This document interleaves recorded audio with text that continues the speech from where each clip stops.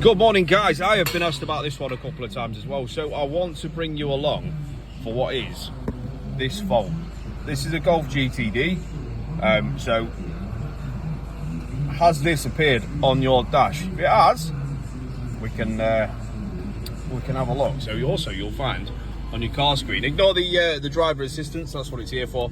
We've got AFS bend lighting and we've got it on both screens. Now you'll only find that this warning light will come on when your lights are turned on. There's a reason for that. So let's get to showing you what that's all about. And it isn't an expensive fix. So the next time you see me, we'll be underneath that bonnet and I'll be showing you exactly what's going on. Yes, we're back, day 2. So I had to order parts overnight and we kind of cut it at inside the car and what's going on. So I'm going to show you AFS bend lighting. It's got a couple of components to it. So we're going to sort of help you out a little bit here. A lot of components on a car, just quickly, talk to each other. If one component, you might think there's not even anything to do with it. Falls over, has an issue, stops working, whatever. It can knock something else out that could be totally unlinked, which could send you down the wrong path. So we started off inside. We've got AFS bend lighting fault on the dash. We've had a look. We've got bulbs here. So I just want to show you these bulbs. These are the AFS cornering lights. Let's get it out just so I can show you. So it is just a normal H7. Try not to touch the lens. It creates a focus point on the lens and burns them out faster. So these just click in like so. Beautiful. And then same again the other side. We have this bulb. Both cornering lights. So we checked the bulbs. They were okay. So there's no fault with the bulbs at all. And we've also checked the fuse, which is fuse number 35 behind the glove box. If any of you are having this issue on a Mk7 Golf, check that, absolutely fine. That's a 10 amp small fuse as well. So we'll carry on the diagnostic path and we're looking at the faults.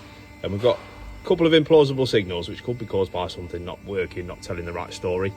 And we also had a front left suspension level sensor open circuit.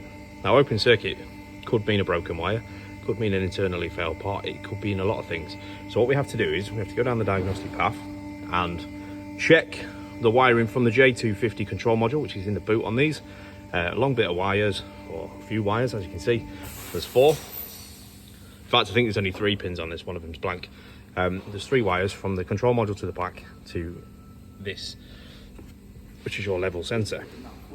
This is also where part of the electronic dampening control system. So if you've got DCC or dynamic chassis control, that's that again.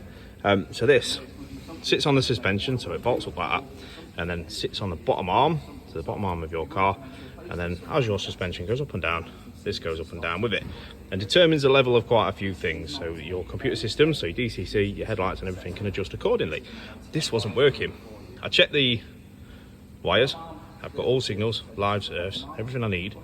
And then if you have a look at the sensor, it's covered in everything.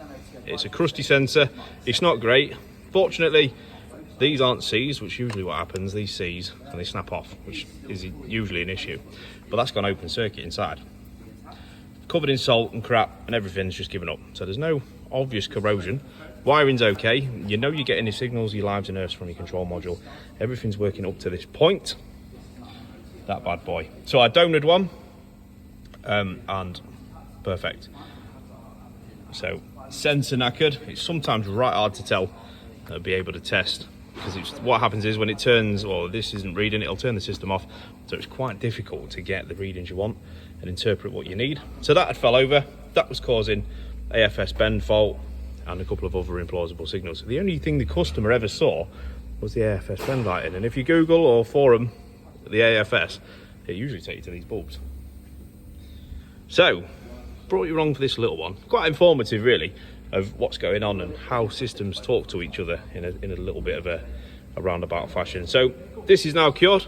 The car's all fixed. Customer's going to be chuffed, and it's just cost a sensor, which probably noticed quite a few differences when he's driving the car with his DCC modes activated. So that being said, guys, thank you massively for coming along. Hope this has been informative. Like anything, stick your comments down below, and I love seeing them, reading them, and also responding. So take care, have a banging weekend. I'll see you very, very soon.